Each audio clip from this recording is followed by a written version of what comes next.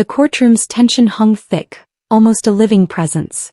The judge, her movements sharp, rapidly scanned pages, daily charges she knew by heart. Then a sudden jolt, a familiar face. A black man restrained was led in.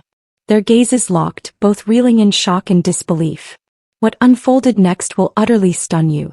Join our journey to share profound stories by hitting the like and subscribe buttons, and activate that notification bell to infuse your day with deep lessons and heartfelt empathy.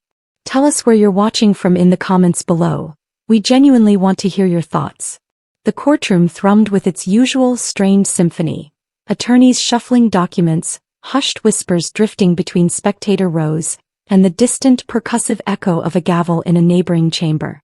Judge Amelia Carter subtly adjusted her position on the bench, her composed demeanor as unyielding as the oak gavel beside her. Another day, another case, she mused, her mind already navigating the docket with practiced efficiency. Case number 1269. The bailiff's voice cut through the hum. The state of Louisiana versus Michael Lewis. Amelia's eyes fell to the file. Assault, robbery, resisting arrest. A familiar pang of disappointment flickered within her. Another life ensnared by the system. Her voice, calm and steady, filled the room. Bring the defendant forward. The heavy doors swung open and the man was escorted in, wrists and ankles shackled. Amelia looked up and her breath hitched. Standing before her was Michael Lewis. Not merely a defendant. This was Michael. Her Michael. A torrent of memories washed over her, vivid and relentless. Sun-drenched summers, racing bikes down dusty Dallas streets, clandestine ventures into the woods by the old train tracks, whispered conversations under the glow of fireflies, sharing dreams of escaping their small, judgmental town. Michael Lewis, the boy who had once been her closest friend, her co-conspirator in every childhood escapade, now stood before her in chains. His face, etched with the weight of years and hardship, bore little resemblance to the carefree boy she remembered. But those eyes, deep, piercing and defiant, they hadn't changed. Michael's gaze swept the room, and as their eyes met, a flicker of recognition passed between them. He froze, his lips parting slightly as if to speak, but just as swiftly his expression hardened, his head bowing under the weight of resignation. Amelia's fingers tightened on the bench's edge, her polished exterior threatening to splinter. For the first time in her career, she forced herself to take a steadying breath. This is your courtroom. You are a judge. Be impartial. She lifted the gavel, her voice unwavering even as her heart raced. Michael Lewis, you are charged with assault and robbery. How do you plead? Michael's voice, gravelly and subdued, echoed in the courtroom. Not guilty, Your Honor. Amelia's grip faltered, the gavel slipping slightly. Memories flashed again. Michael teaching her to skip rocks by the creek, his voice coaching, You gotta follow through, Amelia, or it won't. The room seemed to shrink, suffocating, the walls closing in. She yearned to stop everything, to demand answers. How did you get here? What happened after we drifted apart? But there was no time for questions, no room for sentimentality. She was bound by her role, her duty, her oath. Clearing her throat, Amelia nodded toward the attorneys. Prosecution, you may proceed with your opening statement. As the prosecutor began painting Michael as a violent criminal, Amelia's mind raced. She barely registered the words. Instead, her focus remained on the man she had once known so intimately, now reduced to a case number and a list of charges. How had it come to this? The courtroom bustled around her, but for Amelia, time seemed suspended. This wasn't just another case anymore. This was Michael. And somewhere between her past and her present, she had to find a way to navigate the truth before it was too late. The courtroom had settled back into its grim routine. The prosecution meticulously building its case, the defense occasionally raising objections, the jury listening with varying degrees of engagement. But for Judge Amelia Carter, the droning hum of legal procedure receded, muted as her mind drifted to a different, simpler time.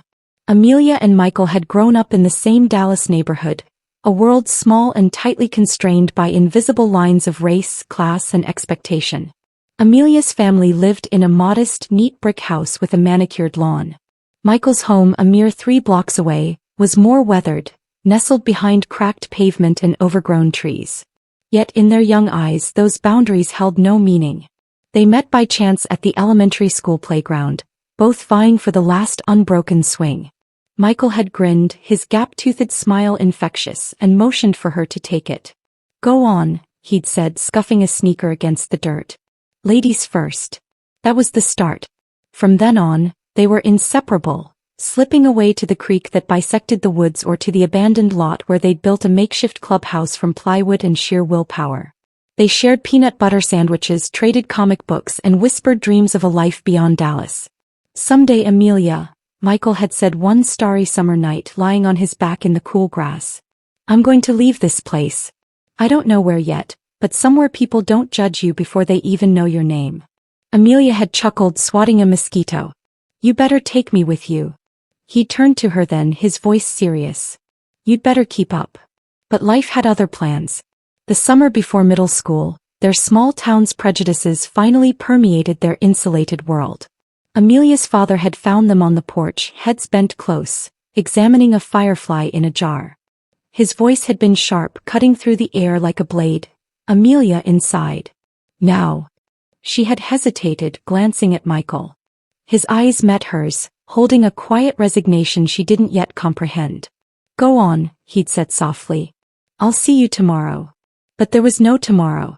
Her father forbade her from seeing Michael, forbade her from even speaking his name.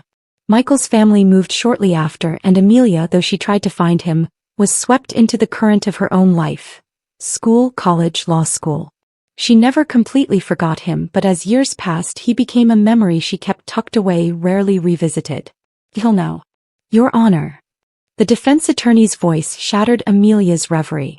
Amelia blinked, fingers tightening around her gavel as she forced herself to refocus. "Yes, Lisa Porter?" Michael's attorney, Lisa Porter, stood by her table, her expression professional yet determined. "The defense would like to call our first witness." Amelia nodded, signaling for the proceedings to continue. But her mind still churned beneath her composed exterior. As Lisa began her examination, Amelia's gaze flickered to Michael. His shoulders were hunched, his posture almost defiant, but his eyes betrayed him. They darted around the room, a mix of unease and exhaustion. He wouldn't look at her, not directly, and she didn't blame him. She had walked into her house that day so many years ago and let the door slam shut on their friendship. She had moved on, chasing her ambitions, leaving Michael behind in a world that had always been stacked against him. And now here he was, fighting for his freedom in her courtroom. Amelia shifted in her seat, her heart heavy. She had spent her career upholding the law, believing in the justice system's ability to discern right from wrong. But now she wasn't so sure it was that simple. Past and present were colliding, and Amelia knew one thing with certainty. Whatever happened next, she couldn't let Michael slip through the cracks again. The courtroom had transformed into a battleground. The prosecution presented their first key witness, a middle-aged convenience store clerk who'd been on duty the night of the alleged crime. His demeanor was stoic, but his voice quivered slightly as he recounted the events. "I saw him come in," the clerk said, glancing briefly toward Michael before looking away. "He had this energy about him, like he was angry. Then he jumped over the counter and the prosecutor, a sharply dressed man with a voice like a whip, stepped forward. And what did he do next? He started grabbing at the cash register. I tried to stop him, and that's when he hit me." The jury shifted, murmurs rippling through the spectators. Amelia maintained a neutral expression, but inside, a knot of unease tightened. The clerk's testimony felt rehearsed, the details too perfectly aligning with the prosecution's narrative. Yet the bruises on his face and the surveillance footage were hard to ignore. Lisa Porter rose for cross-examination, her movements measured and deliberate.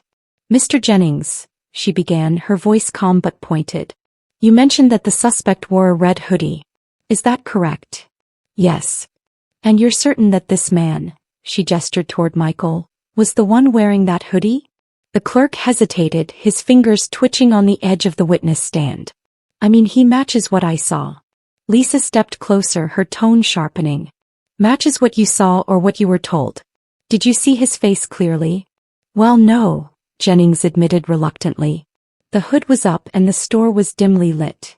"So, to be clear," Lisa pressed, "you're identifying my client based solely on the color of his hoodie and a vague impression of his build?" The clerk's mouth opened, then closed. Finally he muttered, "I guess so." Lisa turned to the jury, her eyes scanning their faces as she delivered her final blow. "No further questions, Your Honor." Amelia gave a slight nod, signaling the witness to step down. Her eyes darted toward Michael. He sat stoic, jaw tight, but the tension in his shoulders betrayed him. This wasn't just a trial for him. It was a lifetime of fighting against assumptions and prejudice, distilled into one defining moment. The next witness was Officer Daniel Harris, the arresting officer. He took the stand with the confidence of someone who had done this 100 times. His uniform was crisp, his posture straight, but there was something off in his eyes. A flicker of uncertainty Amelia didn't miss. Lisa wasted no time. "Officer Harris," she began, pacing slowly. "You stated in your report that you apprehended my client 2 blocks from the scene of the crime. What led you to believe he was the suspect?" Harris folded his arms. "He fit the description we were given. A black male mid-30s wearing a red hoodie." Lisa paused, letting the room absorb the weight of that statement. "That's it? A vague description based on race, age, and clothing? Did you find any other evidence connecting him to the crime?" Harris hesitated. "We recovered some cash." "Did the cash match the amount stolen from the register?" "Not exactly." Lisa pounced. "So no weapon, no identifying items from the store, no red hoodie recovered, and an amount of cash that didn't match the stolen sum. Yet you arrested my client. Why?" Harris's jaw tightened. "Because he looked suspicious." Lisa stopped pacing and faced the officer, her voice quiet but cutting. "Suspicious or convenient?" The courtroom buzzed with whispers. Amelia's hand hovered over her gavel, ready to restore order, but she hesitated. The tension was palpable, the jury visibly unsettled. Lisa had driven a wedge into the prosecution's narrative, and everyone knew it. The prosecution attempted to regain control, presenting grainy surveillance footage that showed a figure in a red hoodie jumping the counter. But the quality was so poor it could have been anyone. The defense countered with a forensic analyst who highlighted discrepancies in the video's timestamp, raising doubts about its integrity. When Michael took the stand, the room fell silent. His voice was quiet but firm as he recounted his version of events. "I didn't rob that store," he said, looking directly at the jury. "I was walking home after visiting a friend. The next thing I know, cops are throwing me against a wall, accusing me of something I didn't do." His voice cracked, but he pressed on. "Do you know what it's like to be judged before you even open your mouth? To feel invisible except when someone decides you're guilty of something." Amelia felt her throat tighten. She had to force herself to remain composed, but Michael's words echoed in her mind, stirring memories she had spent years burying. The defense rested and the court adjourned for the day. As the room emptied, Amelia lingered, watching Michael being led out in handcuffs. His eyes flicked toward her briefly, and for a moment, the weight of their shared history pressed down on her like an unrelenting tide. This trial wasn't just about Michael's innocence. It was about a system that had failed him and others like him, long before he ever set foot in her courtroom. And Amelia was beginning to question whether justice, as she had always known it, was enough. The courtroom pulsed with tension as both sides prepared their closing arguments. The air felt heavy, as if everyone present could feel the immense weight of what was at stake, not just for Michael but for the very credibility of the justice system itself. Amelia sat on the bench, her expression a mask of unwavering professionalism, but inside she was a storm of conflicting emotions. Memories of Michael's childhood laughter, of the promises they'd exchanged under the wide Louisiana skies, mingled with the stark reality of the man now before her, shackled and weary. She tightened her grip on her gavel, willing herself to maintain focus. Lisa Porter rose first, her every step measured and deliberate. She paused before the jury, allowing the silence to build before she spoke. "Ladies and gentlemen," she began, her voice steady but charged with raw emotion, "this case transcends a mere convenience store robbery. It is about assumptions, about the dangerous ease with which we can prejudge someone based on superficial perceptions." She gestured toward Michael, who sat stoically at the defense table. "My client, Michael Lewis, is not a perfect man. He has a past, as we all do. But having a past does not equate to guilt in this crime. The prosecution has presented a case riddled with holes and unreliable witnesses," Lisa continued, her voice gaining momentum. "A grainy video that could depict anyone, and a police officer who admitted to basing his arrest on little more than a vague description. Lisa paused, letting her words resonate. The jury's eyes were fixed on her now, their faces a mixture of doubt and contemplation. The prosecution asks you to believe that's sufficient to convict a man, to strip him of his freedom, his dignity, and his future. But it is not enough. The burden of proof rests squarely with them, and they have demonstrably failed to meet it. I urge you to see the man behind the accusations, to recognize the profound human cost of getting this wrong. Do not allow prejudice, fear, or assumption to dictate your verdict. Look at the facts, or the profound lack thereof, and do what is unequivocally right. She returned to her seat, her shoulders square, her expression resolute. Michael turned to her, his eyes brimming with quiet gratitude. The prosecutor, Richard Miller, then stood, his demeanor sharp and commanding. He adjusted his tie before addressing the jury.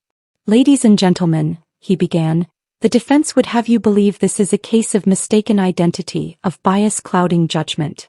But let us not lose sight of the facts. A man fitting Mr. Lewis's description was seen on surveillance footage. The clerk identified him as the assailant, and he was apprehended mere blocks from the crime scene with cash in his possession." Miller's voice grew more forceful. "Yes, the evidence isn't perfect, but crimes rarely come with a neatly tied bow of certainty. The law does not demand perfection, it demands reason.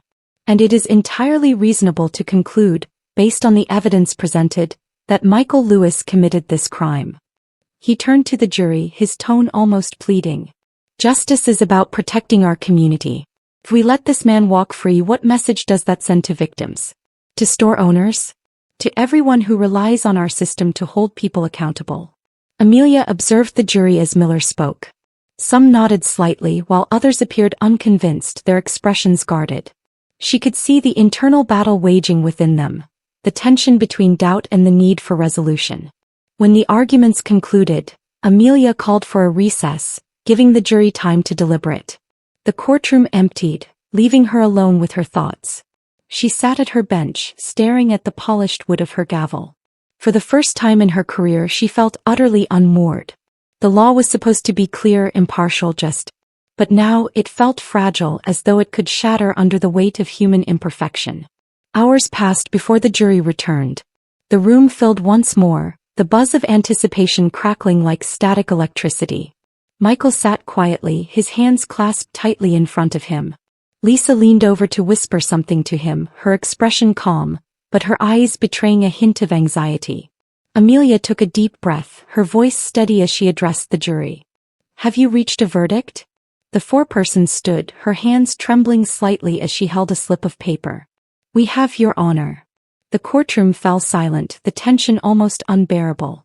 Amelia unfolded the paper, her eyes scanning the verdict before passing it back to the clerk. "In the case of the state of Louisiana versus Michael Lewis," the foreperson said, her voice breaking slightly, "we find the defendant not guilty." The words echoed in the courtroom, setting off a wave of murmurs and gasps. Michael's head dropped, his shoulders shaking as he exhaled a deep, shuddering breath. Lisa reached out to place a steadying hand on his back, her face a mixture of relief and pride. Amelia banged her gavel. "Order in the court." The room quieted, though the tension lingered. She turned to Michael, her voice firm but tinged with something softer. "Mr. Lewis, you are free to go." Michael looked up, his eyes meeting hers for the first time since the trial began. There was gratitude in his gaze, but also something deeper and unspoken. An acknowledgement of the years, the distance, the fractured paths that had led them here. As he was escorted out to finalize his release, Amelia watched him go, her chest tight with emotions she couldn't name. The jury's decision had affirmed his innocence in this case, but she knew the scars he carried from a lifetime of battles would not fade so easily. When the courtroom finally emptied, Amelia sat alone. The echoes of the trial still reverberated in her mind. Justice had been served, but she couldn't shake the feeling that the system had barely done its job, that Michael's freedom had come not as a certainty, but as a precarious reprieve. This case had opened old wounds and exposed deep flaws. For Amelia, it was no longer enough to uphold the law, it was time to change it. The courtroom had emptied, but the weight of the trial lingered in the air like a storm refusing to pass.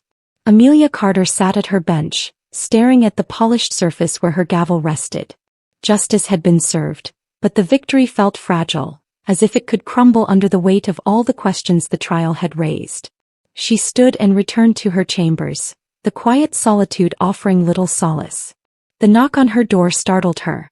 It was Margaret, her assistant, peeking in. "Judge Carter," Margaret said gently, "Michael Lewis is still in the courthouse. Has to see you." "I told him it wasn't protocol, but—" Amelia hesitated, the professional wall she had built around herself trembling. Finally she nodded. "Send him in." Moments later, Michael stepped into her chambers, his presence filling the room with a quiet intensity. He was no longer shackled, no longer weighed down by the physical chains of the system. But the invisible chains, the ones forged by years of struggle, still clung to him. They stood in silence for a moment, the air between them heavy with unspoken words. Finally Michael broke it.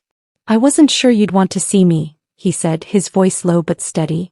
"But I couldn't leave without saying thank you." Amelia straightened. "The jury made their decision, Michael. I didn't influence that." He smiled faintly, the same boyish smile she remembered from summers long past. "Maybe not.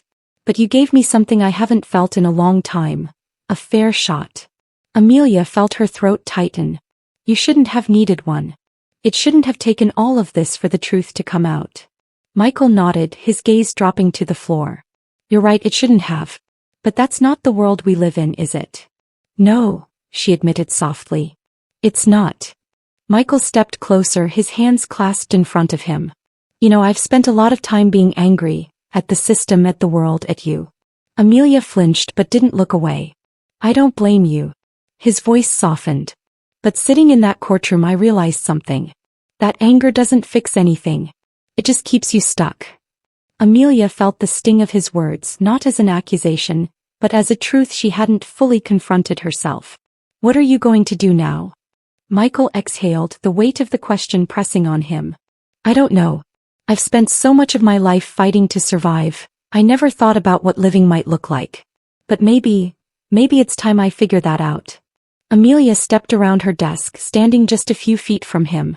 "If you ever need help, Michael, with anything, you know where to find me." He looked at her, his eyes searching hers. "I appreciate that, Amelia. But I think I need to learn how to stand on my own." She nodded, pride and sorrow mingling in her chest. "You've always been strong, Michael. Stronger than anyone gave you credit for." His smile returned, warmer this time. "Guess I'll just have to prove it then." They stood there for a moment longer, two people bound by a shared past and a fraught present, before Michael turned to leave. As he reached the door he paused. "You know," he said without turning back, "we always talked about getting out of Dallas. Never thought it'd take me this long to start." Amelia's voice was steady but soft. "It's never too late, Michael." He nodded and walked out, the door clicking shut behind him. Amelia sank into her chair, her gaze fixed on the empty space he had left behind. The trial was over, but the fight for true justice for Michael and for so many others like him was just beginning. Weeks later, Amelia sat at her desk late one evening, the soft glow of her desk lamp illuminating a stack of files. Among them was a letter addressed to her in careful handwriting. She opened it, her heart catching as she read the familiar name at the bottom. "Dear Amelia, I've started over. It's not easy, but it's a start. Got a job at a community center here in New Orleans, helping kids who've been through some of the same things I faced. Feels good to do something that matters. I'm not writing this to ask for anything, just wanted you to know I'm trying. You believed in me enough to give me a chance and I don't want to waste it. Thank you for everything." Michael. Amelia set the letter down, her chest tight with a mix of emotions. She leaned back, staring out the window at the city lights. Michael was finding his way, and in his journey she found a renewed sense of purpose. She picked up her phone, dialing a number she had been considering for days. When the voice on the other end answered, she spoke with quiet determination. "This is Judge Amelia Carter. I'd like to talk about starting a community outreach program at the courthouse. Something to help those coming through our system before it's too late. Justice wasn't just about verdicts, it was about change. And for Amelia, change started now. And now join the movement for justice. Subscribe, share your thoughts in the comments, and make these stories a part of your daily life. Together we can create change."